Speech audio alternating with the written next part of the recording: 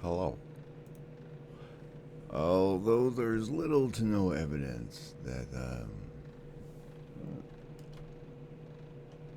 I do very well at the personal accountability stalking, I do, and at least certain things remain as salient anchors of guilt that I've failed to fulfill. One of which is sobriety through Battlestar, as uh,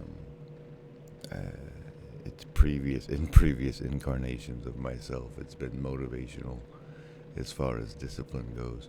And in attempting to maintain the integrity of the logos that said I would do so, um, I had an experience this evening.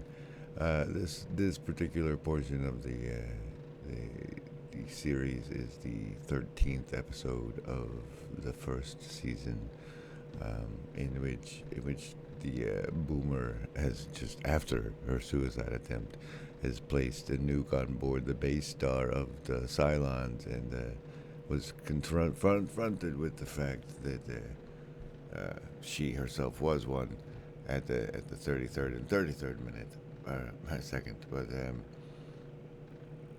what I want to show you to really highlight during this part of our discussion is some 2.5 minutes later, on the planet where Starbuck has gone to retrieve the arrow of Apollo and faced off with a six and defeated her just as Hilo and Boomer um, arrive on the scene.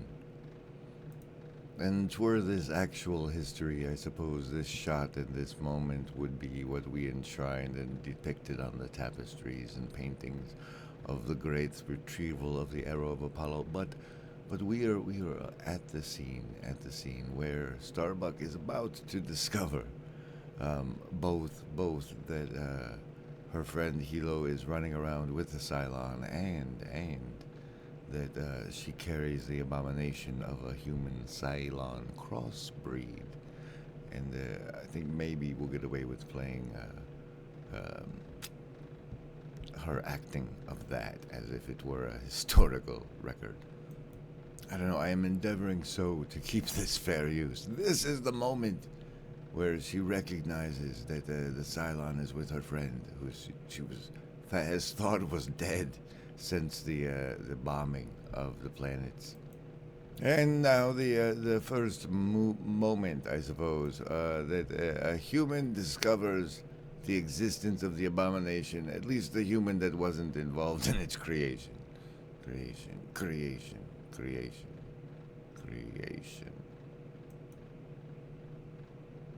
You can't! She's pregnant!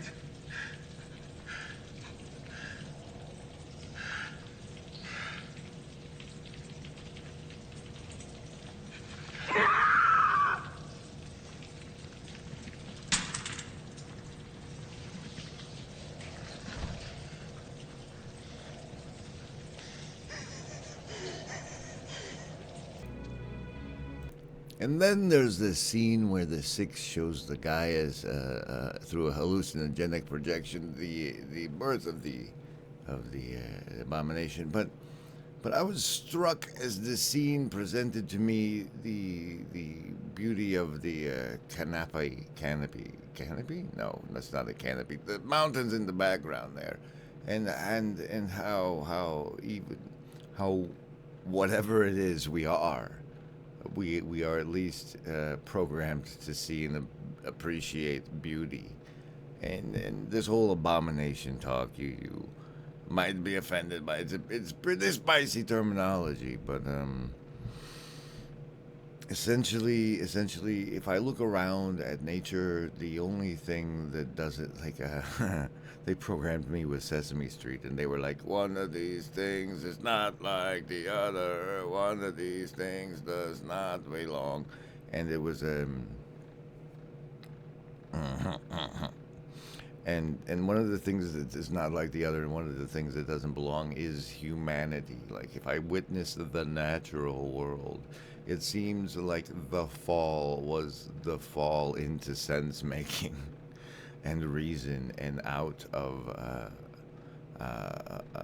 not giving I don't know, is not caring that your food used to is otherwise like you, is also a sentient observer and perceiver of experience, is the lack of empathy and compassion as you bite off the head of what is it what and but no, they don't. They just do. They don't have to fall into the reasoning and the sense making of what is done. They cannot create history. They cannot LARP toward invisible ideals, shaping the sacred into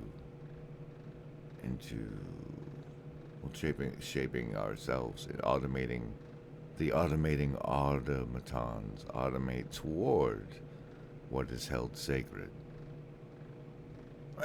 What? Anyway, so there's a video, not a live stream. How did you like it?